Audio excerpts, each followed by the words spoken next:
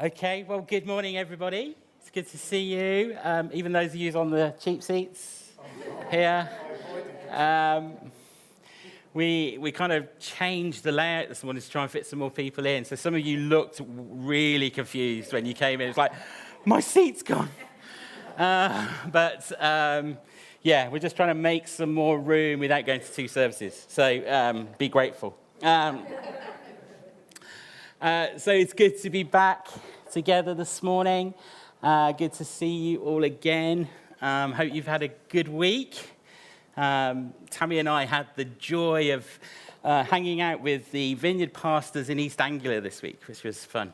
So it's the first that some of you know that East Anglia became part of the region that we helped to oversee. And so it was the first time we got to meet some of those guys, which was fun.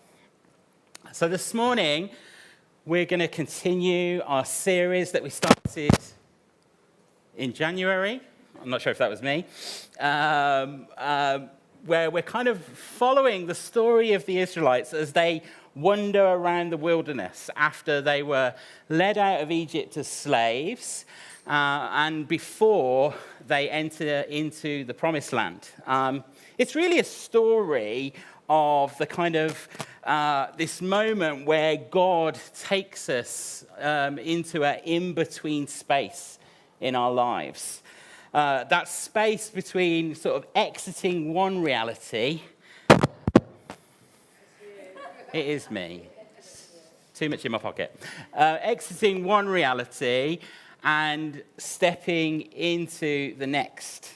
And so we've called this series an invitation to a journey. And really it's just a recognition that in a time of change, transition, as a church family, we find ourselves being invited by God again into a new journey that will hopefully shape us and form us so that we can be ready for the next season that He is drawing us into.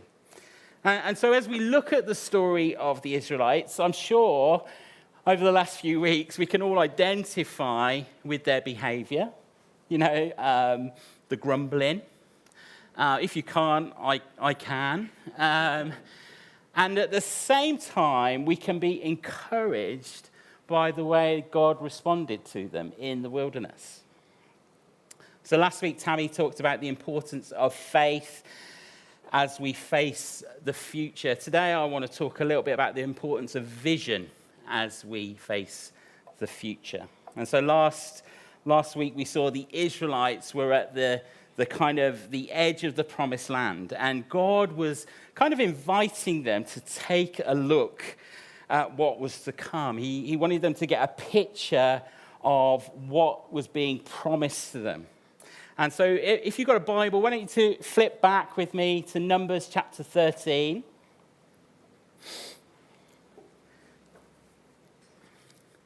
If you were here last week, you'll know that's where we was last week as well. But Numbers 13. And I'm going to pick up firstly in verse 1. And it says that God, He speaks to Moses and He says, "Send men to scout out the country of Canaan that I am giving to the people of Israel." You see, God has promised the Israelites this land. And if you like, he's giving them, as I say, this opportunity.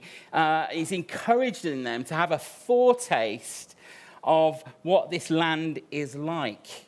He's kind of encouraging them to get a vision for what their future will be. If you skip down to verse 17, it says that Moses sent them out to scout Canaan. It says this. It says, "Go up through the Negev and then into the hill country. Look at the land over. See what it's like. Assess the people. Are they strong or weak? Are there few or many? Observe the land. Is it pleasant or harsh? Describe the towns where they live. Are they open camps or fortified with walls? And the soil, is it fertile or barren? Are there forests? And try and bring back a sample of the produce that grows there. This is the season for the first ripe grapes."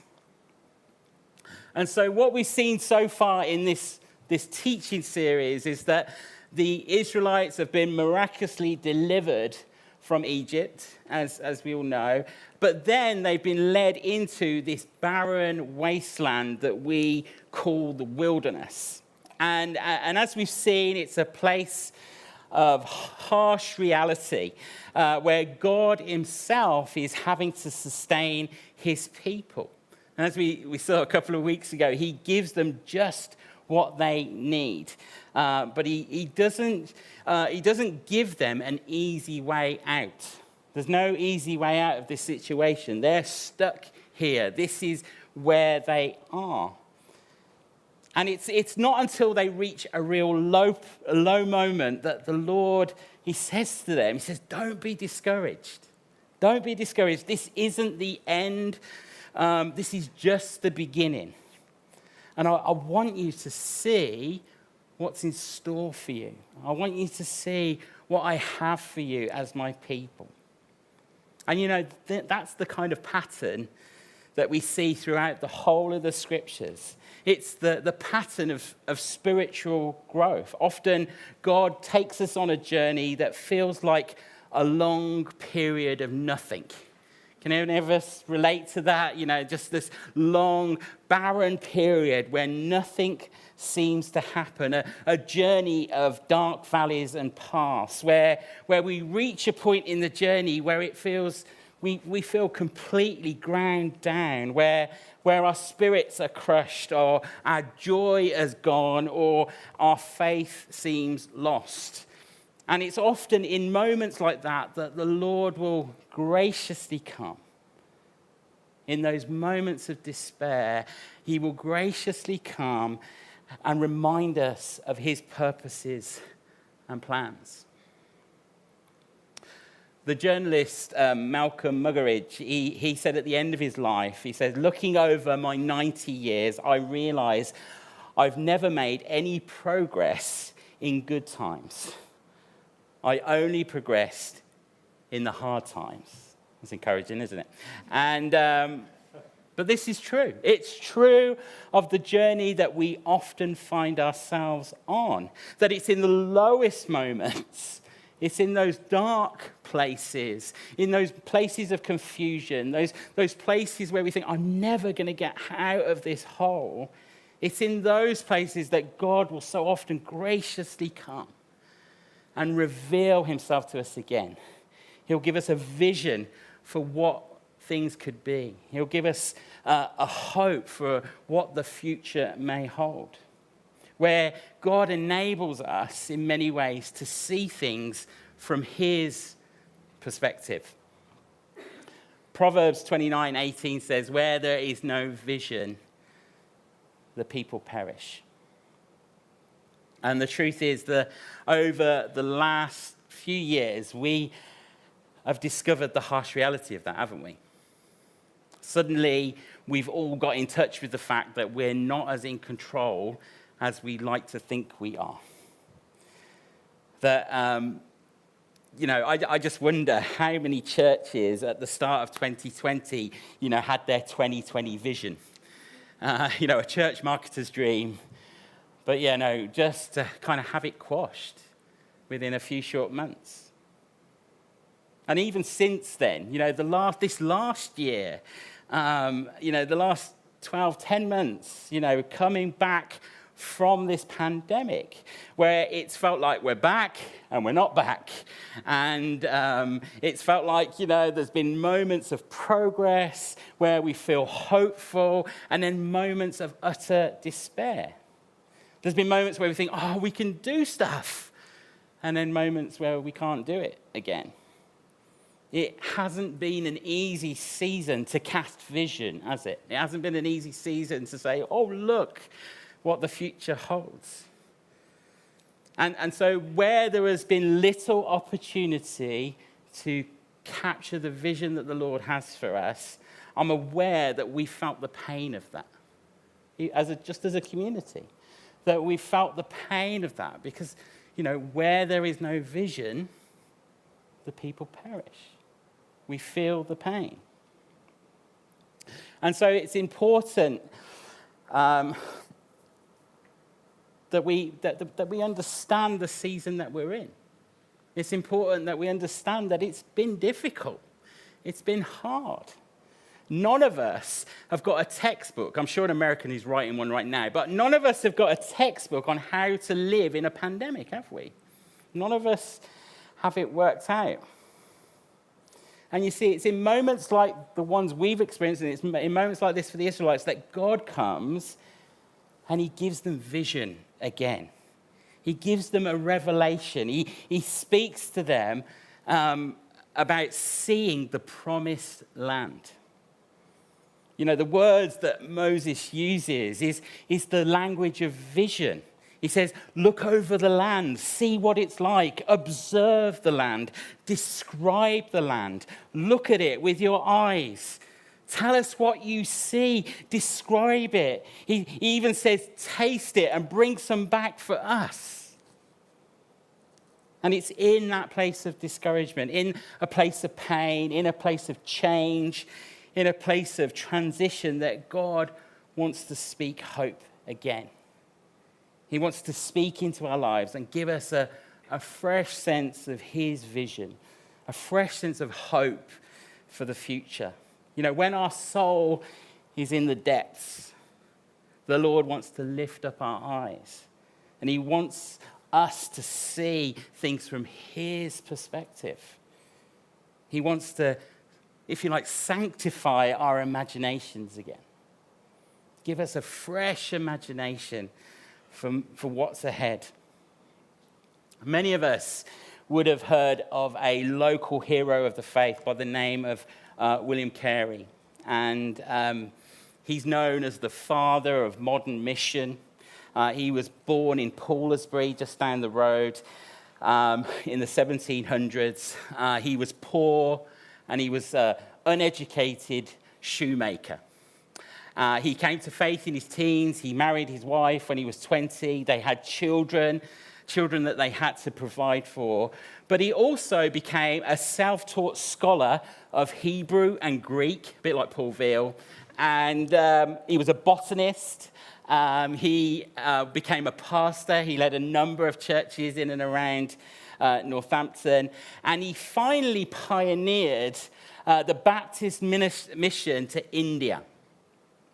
And do you know where that began for William Carey? It began at his cobbler's bench, where he was making shoes. And above his bench hung a shoddy map that he had hand-drawn, outlining the kind of known world at that time. And on that map, he had written facts about those different places that he had gleaned from the books that he read. You see, his dream, his vision for the future was birthed out of a place of prayer at a cobbler's bench. He was sitting there, you know, working on shoes, dreaming about what God wanted to do in the world. Before he left for India, he pulled together his first missions conference, and he said this famous quote. He said, "Expect great things from God, attempt great things for God." He had a sanctified imagination. You see, when in a time where everything around us feels unsettled, where it feels like we've been in the wilderness, we all need to regain a sanctified imagination, an imagination for what God might do. And we all hope, don't we, to see a vision for the future that's full of hope. Don't we need hope? We need a sense of like there's some way out of this. We need a hope for what we believe the Lord wants to do. What would it look like if this week we were to leave here and ask God for a fresh imagination for what he wants to do, even as we find ourselves in the place that we are? You see, one of the things that I realized again this week is we're not going back. We're not going back to normal. Our posture, in some ways, needs to change. It's not a case of, we're going back to church. That isn't the deal anymore. Our posture is that we're moving forward. We're moving forward from the place that we find ourselves. It's not a case of going back to normal anymore. And so maybe in this wilderness, in this transition time, we need to learn to pray some different kinds of prayers. We need to acknowledge that God isn't done with the world. God wasn't like, oh, myself, coronavirus. He wasn't surprised, was he? He wasn't taken back. It didn't throw him off course. It didn't stop his mission in the world. God is still at work in our world. He's still at work in our community. He's still at work in this town and this region. He's still at work in our families' lives.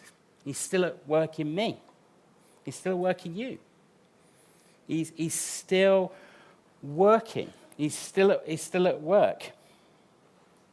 And so maybe we need to realize that again. The way we pray and how we think about the future probably has to change. And maybe we could begin today to make room for God to sanctify our imagination, for him to show us what he sees, for him to show us the future, the good future that he has for each one of us. Now, there are some of us who are really good at dreaming, okay? Some of us have this innate gift where we believe in possibilities. You have a kind of you-can-do kind of mindset where you don't just ask why, but you ask, why not? And yet, on the other hand, sometimes some of us can be a little bit glass half full instead. And so instead of seeing possibilities, some of us, our default is that's just not possible. Some of you have met some of those people. If you're not sure, it's probably you. It's just not possible. You kind of have that kind of mentality. And now I want to say there are benefits to both ways of thinking. We need both realities. You see, the danger of the kind of why nots and can do kind of people is that we can end up doing all kinds of things from our imagination, many of which have very little connection to God's imagination for our lives. And the truth is, if we have, if we are susceptible to that, we have the kind of potential to ruin our lives pursuing personal fantasies that we attribute to God. And the caution to those of us with that kind of can-do mindset is that we need to see the future in a way that's grounded in what God has already done. Yeah, we need to see the future grounded in the things that God has already spoken and done in the past.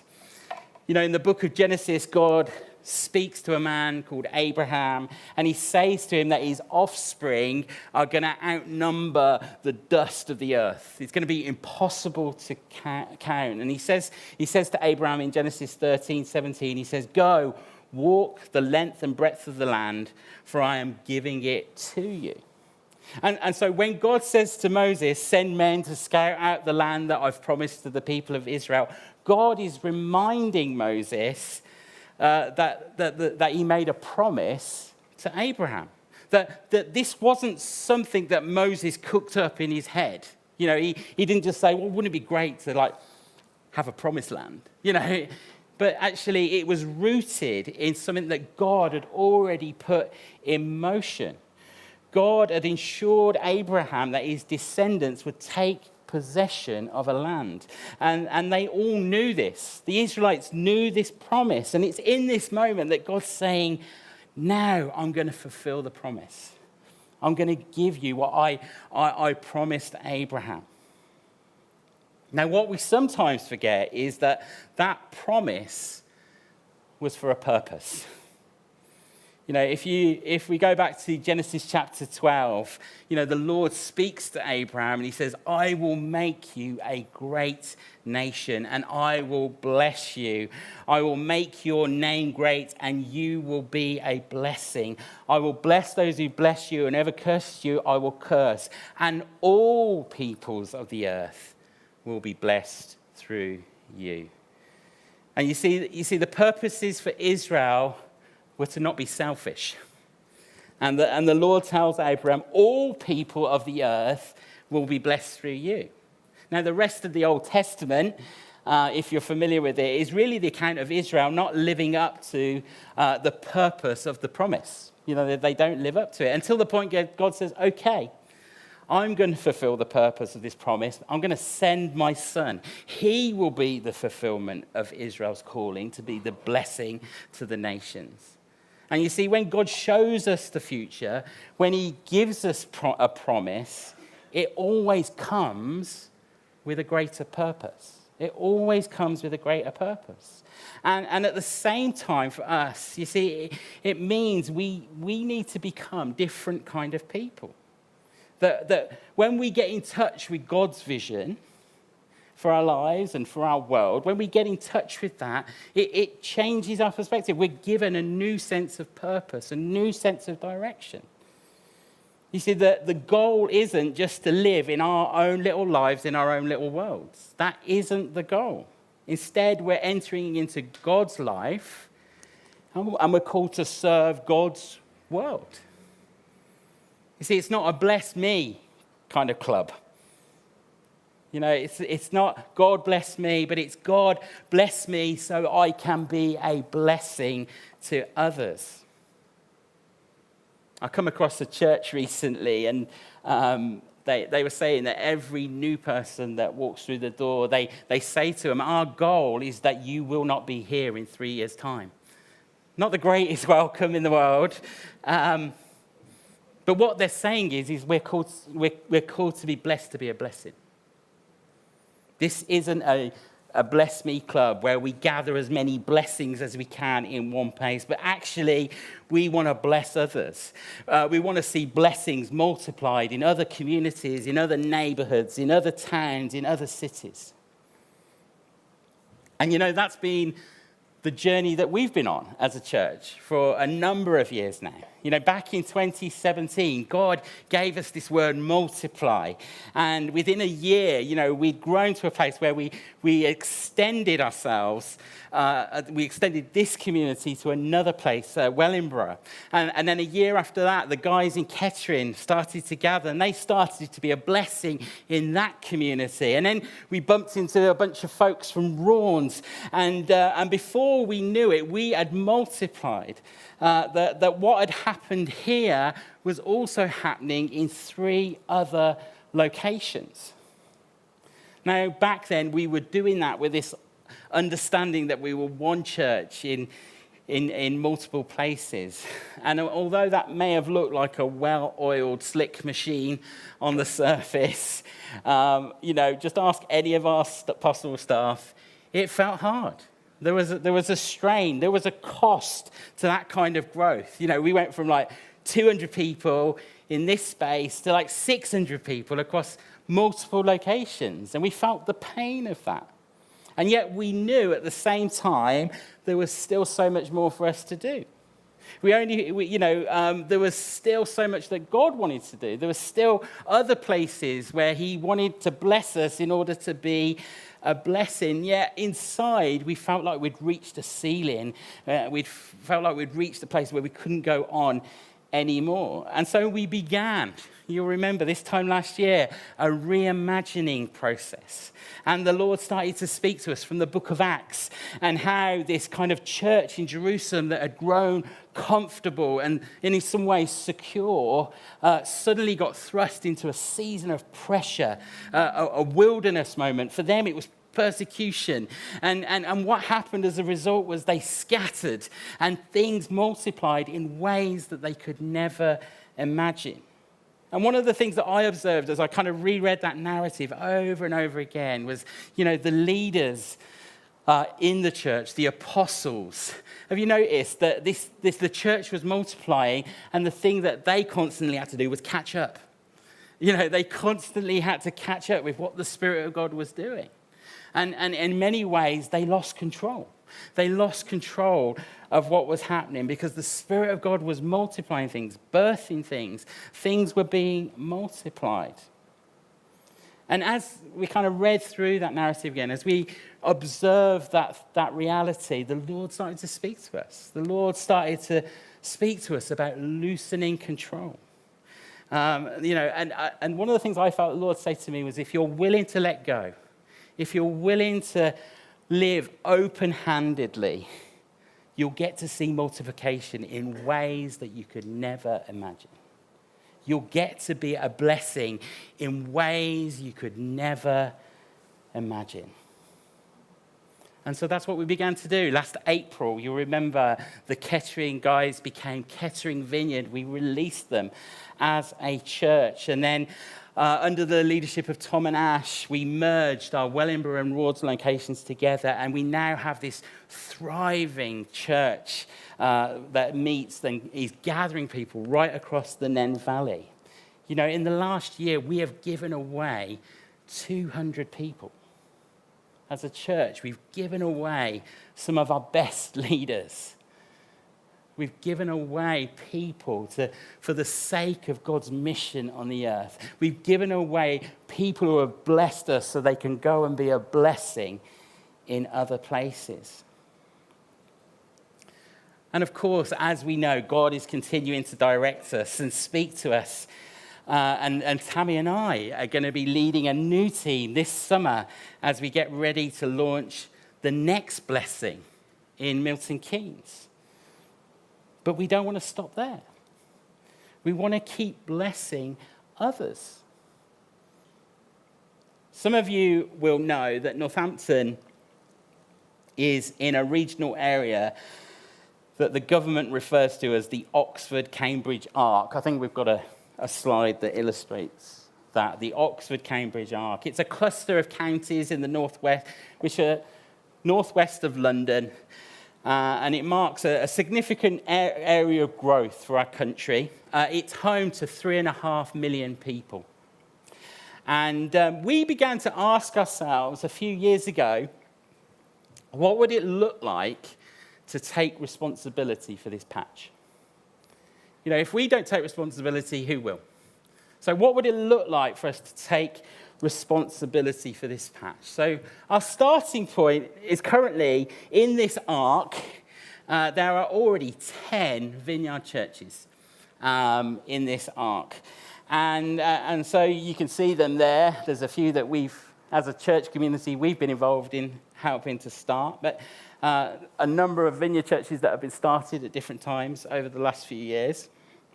And so maybe if we were to take responsibility for this patch, and we just did some simple maths, maybe we could see another 10 churches planted in this. We're going to start one later this year, so another 9 after that. Maybe we could see that.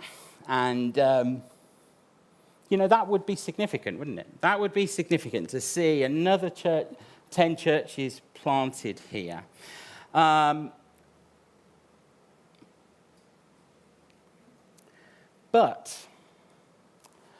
what if we went a bit further? What if we were to think a bit beyond that?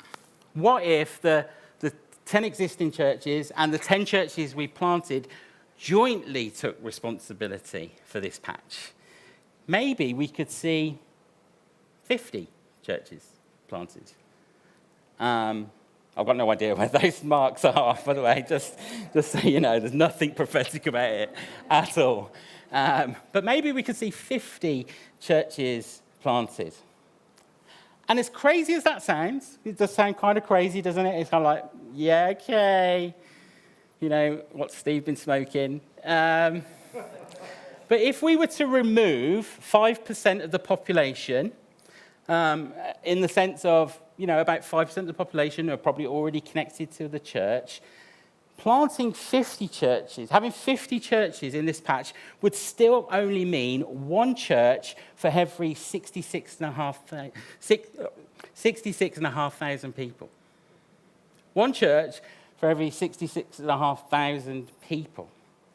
And so we suddenly realized that we just can't do this on our own, can we? We can't just do this as the Vineyard. And actually, we need the church.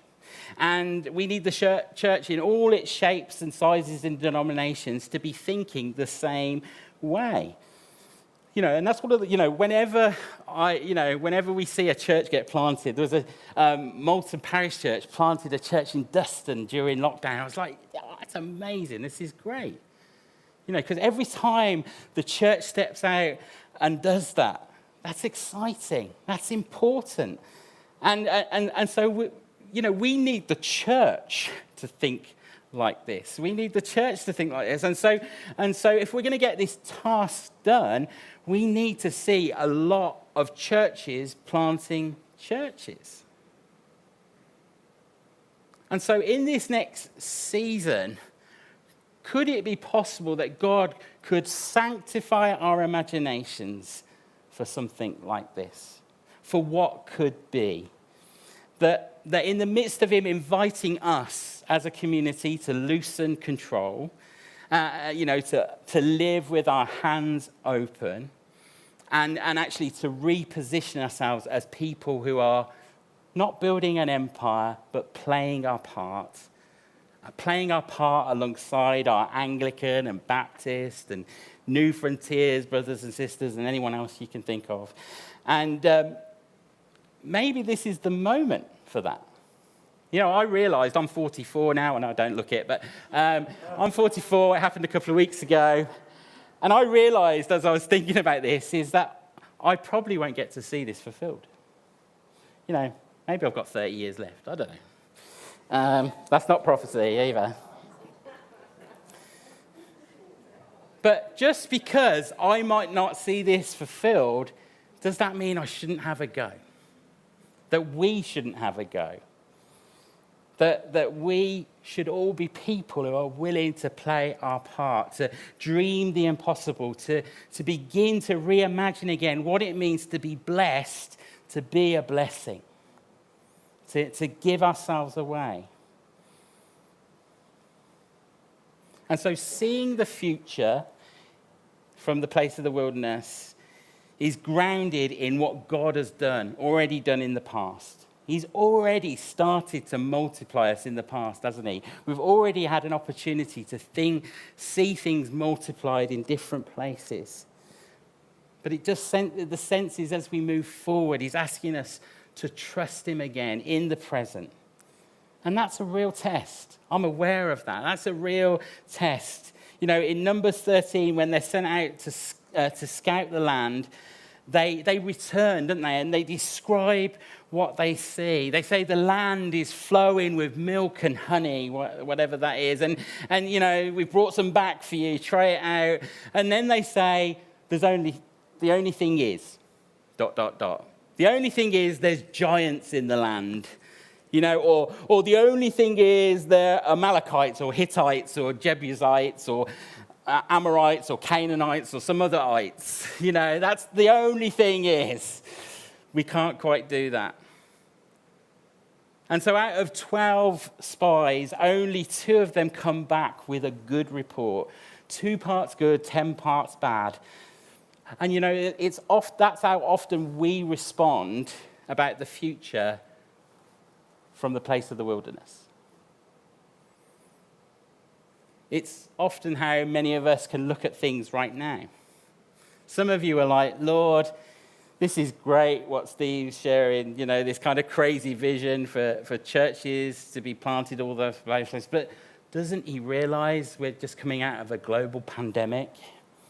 Or, how can we start churches in other places when some people haven't even come back to church yet?